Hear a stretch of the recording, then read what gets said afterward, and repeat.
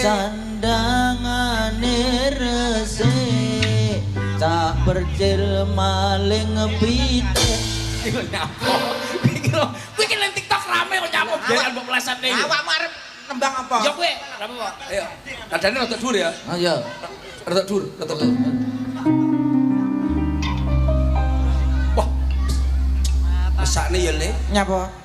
Kowe iki lho dikewethoki sosok piye? Ya ora apa-apa kene bakale tukul si rendeng kok.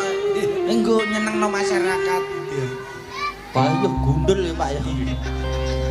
Bocah cilik. Kowe golek apa to? Kowe golek apa? Aku golek nadane Pak. Wah, kowe mutah apa nyanyi?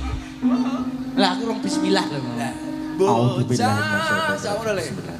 Bocah cilik lungguh